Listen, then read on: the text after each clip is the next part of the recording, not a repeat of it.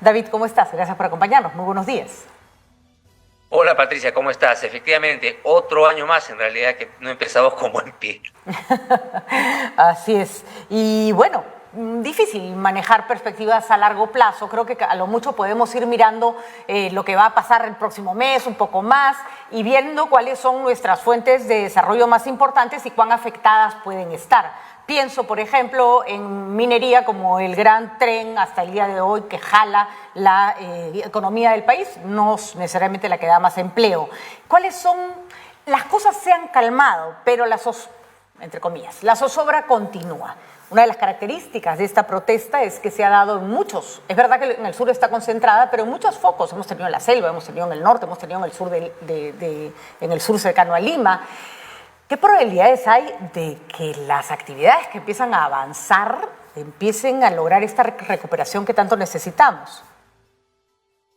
Ese es el gran problema justamente, ¿no? La incertidumbre.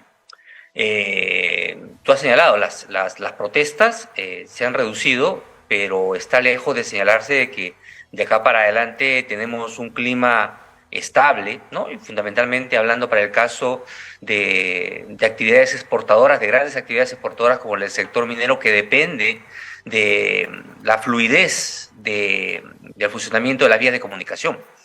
Antes de estas marchas que se han manifestado, ya el sector minero, por ejemplo, experimentó bloqueos constantes, ¿no? O sea, esto no es, el hecho de que haya disminuido no es síntoma de que las cosas vayan a regresar a la normalidad. El caso emblemático es el de las Bambas, ¿no es cierto? Que a la fecha, creo desde el año 2017, en que empezó operaciones a la fecha, ha tenido un total de 465 días y más de paralizaciones, ¿no? De bloqueos de carreteras, o sea, más de un año y medio, ¿no? Y de hecho, su producción ha bajado a la mitad desde 2017 hasta ahora. Entonces, de acá para adelante, eso es lo que le queda al inversionista, ya en todos los sectores, que se viene para adelante, ¿no? En un contexto en el cual todavía se sigue debatiendo en el Congreso, ¿no? Por lo menos hay una legislatura que teóricamente va a tocar el tema de adelanto de elecciones, ¿no? Y no sabemos si de repente este año no hay, pero en el siguiente año se volverá a tocar el tema. Siempre está presente, aunque de repente con baja probabilidad, la renuncia de la presidenta, si se va a dar o no se va a dar. O sea, hay muchos escenarios, ¿no?, que están jugando en paralelo y que dificulta, pues, ¿no?, que se puedan tomar decisiones adecuadas. Creo que no es el mejor escenario para nuevas inversiones. Habría que concentrarnos en qué pasa con las que ya existen, ¿no es cierto?, con las actividades que ya existen. Los cierres de vías y carreteras afectan múltiples actividades. Puede ser desde la agricultura, la industria, incluso la pesca, si es que tienes que trasladar el pescado a puerto para que salga por determinados lugares. En fin, esa debería ser una prioridad. Por supuesto que sin violencia, pero debería garantizarse, por ejemplo, que las vías, las principales, estén abiertas, cosa que no sé por qué parece tan... No digo que sea fácil, pero tampoco puede ser tan difícil, ¿no? Sí, es complicado, ¿no? Es complicado, digamos, porque... a ver, partamos por el tema de cómo se definen también las manifestaciones, ¿no? Las protestas, ¿no? A veces depende mucho del perfil, no sé si ideológico, político o perspectivas en generales de señalar dónde está el corte, ¿no?, entre lo que es una protesta válida y una protesta que empieza a tomar de repente visos de violencia, mayor o menor, y cuál es el rol que pueden tomar también las fuerzas policiales o las fuerzas del orden, ¿no? También las fuerzas armadas han intervenido en algunos espacios para poner orden, y si ese supuesto orden también que deberían colocar no es al final también una combustible que pueda acelerar más adelante mayores protestas, porque claro, en una situación en la que nos encontramos tan polarizada, donde también entre verdades surgen posverdades, ¿no?, como el tema de que al presidente Castillo pues no dio un golpe, sino que se le ha dado un golpe, como esa narrativa parece que se ha venido imponiendo cuando uno ve algunas encuestas. Hace incluso mucho más complicado tratar de definir los consensos necesarios, porque esto no va a parar si no hay un consenso político. Ya no solamente hablamos del Congreso y del Ejecutivo, sino de gobiernos y autoridades locales descentralizadas y que cada vez van tomando un poder mayor y van definiendo, digamos, junto con las fuerzas políticas, sindicatos descentralizados, digamos, cuáles son las acciones de protesta que quieren tomar contra el gobierno, ¿no? Entonces estamos atrapados en esa circunstancia, ¿no? Uh-huh. El adelanto de elecciones, la salida de la señora Boluarte, el que se vea a un corto o largo plazo o mediano plazo la posibilidad de que esto, que parece que ya se convirtió en un nudo que nadie puede desatar, se resuelva, podría de alguna manera generar un escenario favorable a la economía. Al menos, a ver, vamos a ser claros, ¿no? Dentro de toda esta maraña de incertidumbre que estamos observando, también es cierto que los seres humanos y las empresas que también están conformados por directores y tomadores de decisión, que son humanos, hasta ahora, ¿no? Que ya también van surgiendo inteligencia artificial, se van adaptando, ¿no? Se van adaptando a las circunstancias, sobre todo el inversionista que ya está dentro, ¿no? Digamos, que tiene un costo hundido importante, ¿no? Entonces van tomando decisiones y eso es lo que de alguna manera va permitiendo que la economía cada vez con menor ritmo todavía siga teniendo, claro, ¿no? Otro elemento importante que no es menor y que de repente a veces pasa desapercibido por la opinión pública es esta fortaleza macroeconómica que se repite a cada rato, a veces es difícil entenderla, ¿no? Pero que tiene que ver con un Banco Central independiente que logra mantener estabilidad monetaria, financiera, de precios, disciplina fiscal importante. Entonces, ¿qué genera esto? Cierto respeto y confianza de los inversionistas internacionales sobre uno de nuestros principales activos, ¿no? O palabra que tiene el país, que son sus bonos, ¿no? Su bono del tesoro, la posibilidad de endeudarse y seguir financiando actividades económicas locales. Entonces, eso hasta ahora todavía está aguantando y tenemos ahí pues también esa banderita que nos llama grado de inversión que implica, digamos, o que es un referente de esa confianza sobre el país. Eso es lo que está haciendo que la maquinaria de alguna manera todavía avance, ¿no? Ahora, el conflicto que tenemos en nuestras narices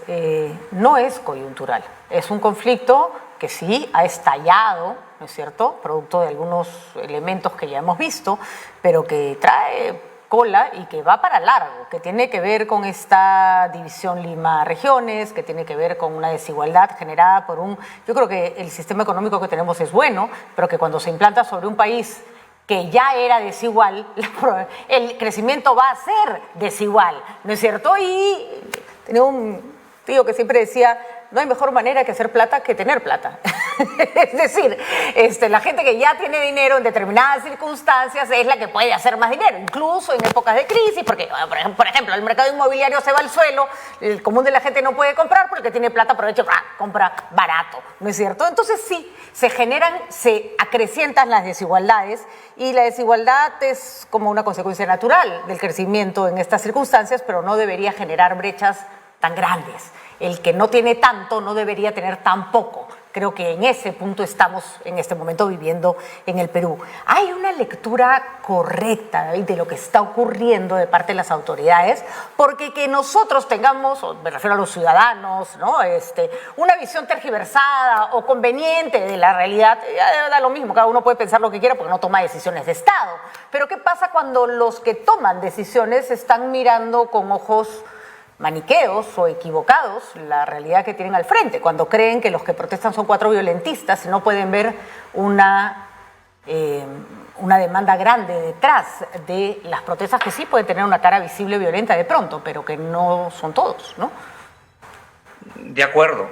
Mira, es una opinión personal, ¿no? Porque estas cosas, sobre todo cuando uno hace diagnóstico de carácter social, hay muchas hipótesis que requieren comprobarse, ¿no? Y no todos están comprobadas, ¿no? Pero a ver, efectivamente, yo creo que la cara ha sido la protesta, digamos, por lo que sucedió recientemente desde diciembre a la fecha, la sucesión en el gobierno, ¿estás de acuerdo o no con Dina Boluarte, renuncia, en fin, todas estas cosas, ¿no? Pero detrás de ello, efectivamente, hay una acumulación de frustraciones, ¿no? Que se han sumado a ello, ¿no? Se suman al discurso, ¿no? Y seguramente parcialmente, y en muchos casos totalmente están de acuerdo con el discurso de máscara inicial, traen todas estas diferencias y contrastes que existen en el país. Es decir, el avance macroeconómico, el modelo, digamos, como lo señalas, ha traído beneficios, recursos, posibilidad de reducir pobreza, posibilidad de reducir desigualdad, los números no mienten, pero hay claros contrastes que se ven ya a nivel agregado, grupal entre Lima y otras ciudades, ¿no? Del país. Ni hablar zonas rurales, ¿no, David? Ni hablar de zonas rurales. Además, cuando todos tenemos poco, como en la época del terrorismo, de Alan García, en fin. Pero cuando te hablan de un crecimiento económico y el que tiene más tiene mucho más y tú todavía no tienes colegio, todavía no tienes agua y desagüe, hay más probabilidades de que te molestes, ¿no? Yo colocaba en un artículo un ejemplito que todo el mundo que ha visitado, todo el que ha ido a visitar a Ancash, ha recorrido o ha llegado a ir a Chavín de Huántar, es evidente, ¿no? Chavín de Huántar tiene un presupuesto mayor que el del distrito más pudiente del Perú, que es San Isidro. Presupuesto para obras, mayor, casi 2 veces. En términos por habitante, tiene casi 10 veces el presupuesto de San Isidro. Pero es evidente, ¿no?, que no hay los mismos servicios públicos. Auto va a Chavín de Huántar y no tiene esa prosperidad. Entonces, hay un tema que tiene que ver con la forma en que se ha realizado la descentralización en el país. Ese número de este ejemplo de Chavín de Huántar te dice, no que Chavín de Huántar sea unos tontos y no sepan hacer. Seguramente hay problemas de capacidades en varias regiones que impiden el desarrollo. Pero ven, hay un tema de que el proceso de descentralización en el Perú está atomizado, ¿no?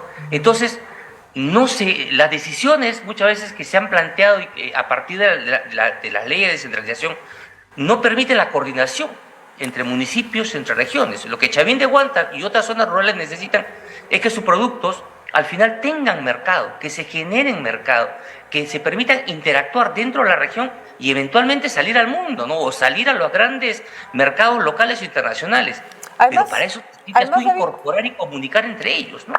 Me da la impresión, no conozco tanto, que no hay un plan de desarrollo integral del país. Es decir, tú eres una región, tú vas a ejecutar, a ti te va a tocar, pero en tantos años todas las regiones de tales y tales características tienen que haber completado los servicios públicos. Entonces, no es que tú no vas a poder ejecutar como gobierno regional, pero de acuerdo a ley no vas a poder invertir en un estadio que de pronto está muy bien antes de que hayas logrado electrificar. Entonces, al no haber un plan, al regionalizar como si fueran gobiernos federativos, pero que en el fondo no son gobiernos federativos, lo que se ha logrado es este monstruo, ¿no es cierto?, de recursos dados de cualquier forma, sin además garantizar, porque encima Servir ni siquiera coloca a los funcionarios en regiones, sin garantizar la calidad de la ejecución de ese presupuesto.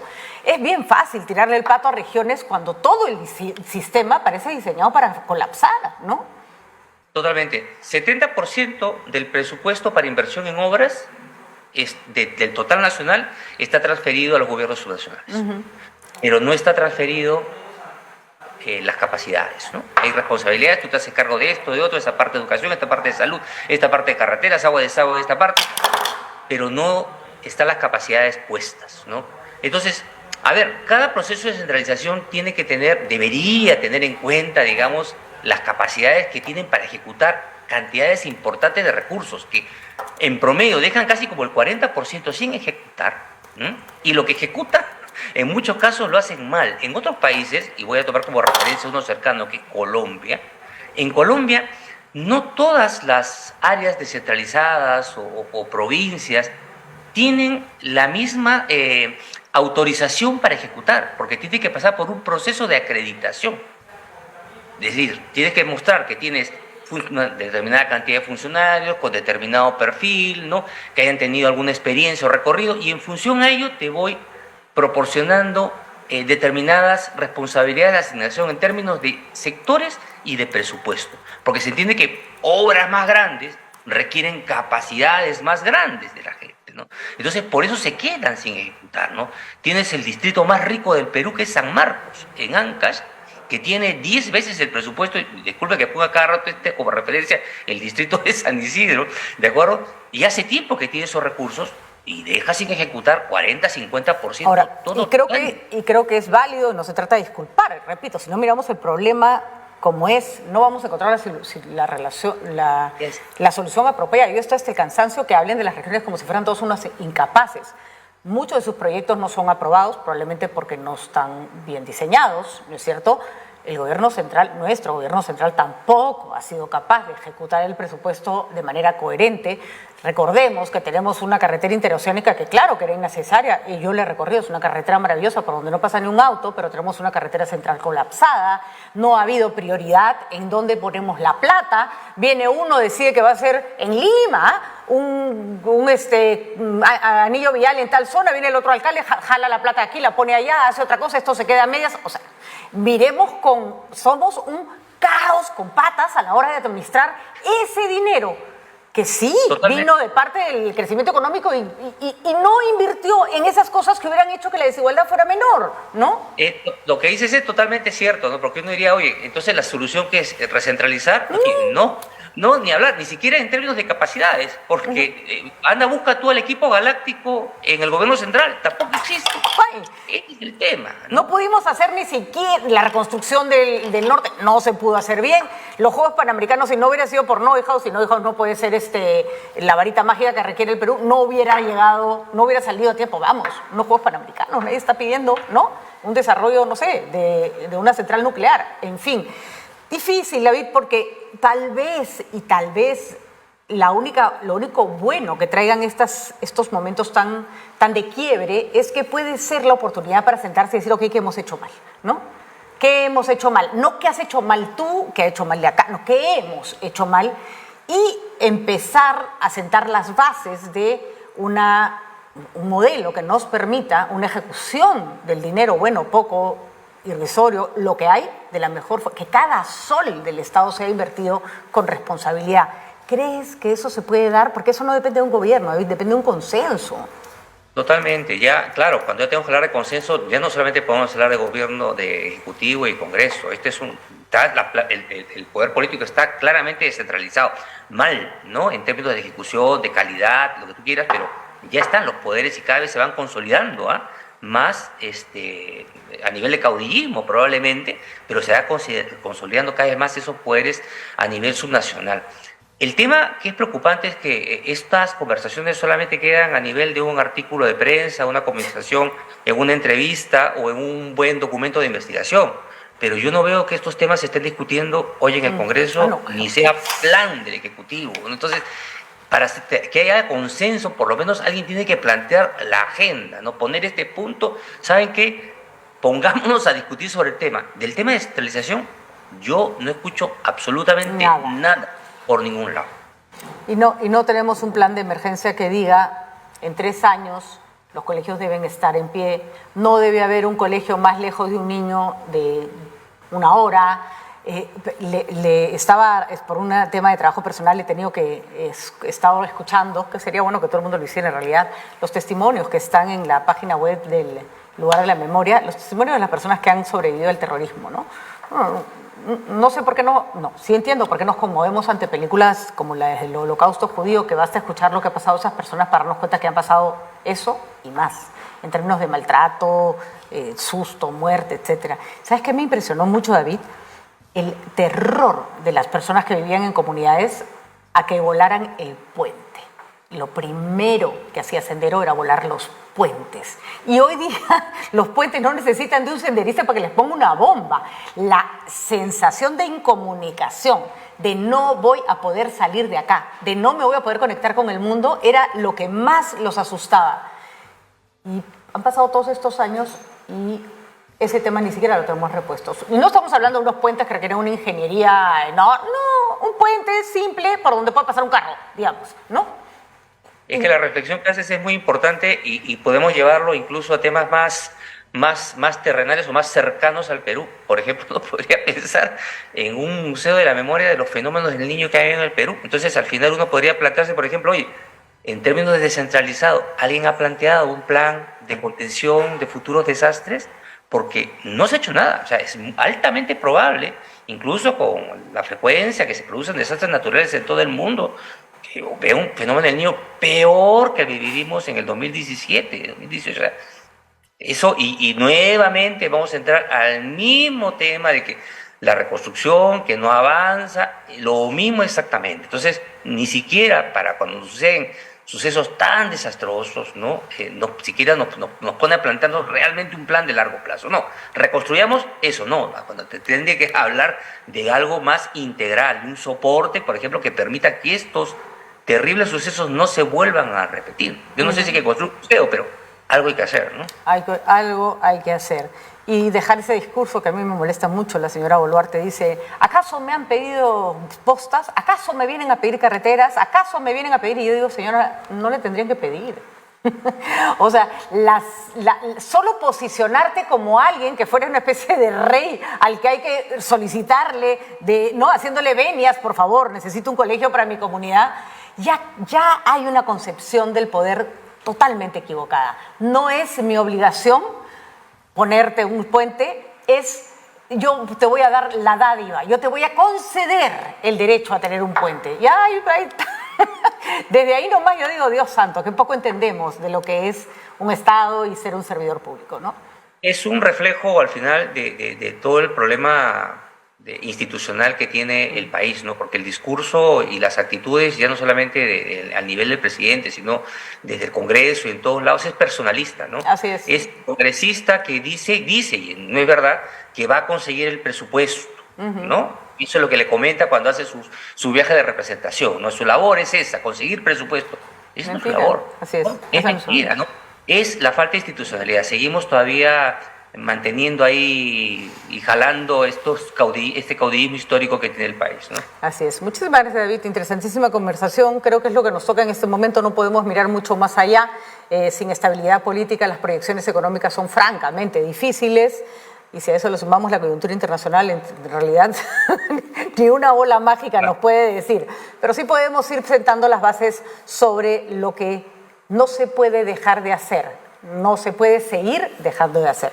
Muchísimas gracias, David, siempre por tu reflexión. Patricia.